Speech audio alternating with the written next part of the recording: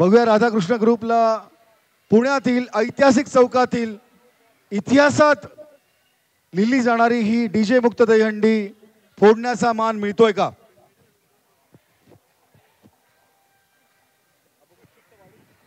खूप आभार आणि साहेबांना खूप खूप भविष्यासाठी खूप शुभेच्छा.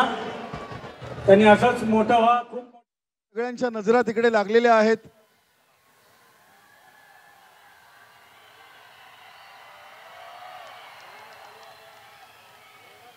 श्वास रोखून आपण पाहतो आहोत ऐतिहासिक चौकात सार्वजनिक गणेश मंडळाची संयुक्त डीजे मुक्त दहीहंडी हाथी घोडा पालखी वाजवा.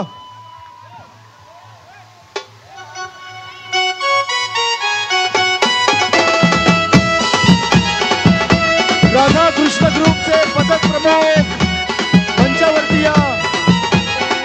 राधाकृष्ण ग्रुपचे पथक प्रमुख मंचावर या. पहिली डीजे मुक्त दहीहंडी राधाकृष्ण ग्रुप यांनी जोडलेली आहे. पुनीत बालन ग्रुप आयोजित. क्या बात है.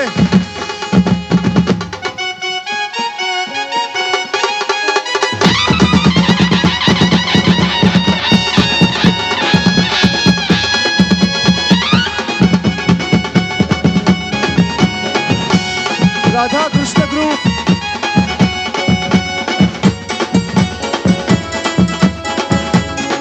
यांनी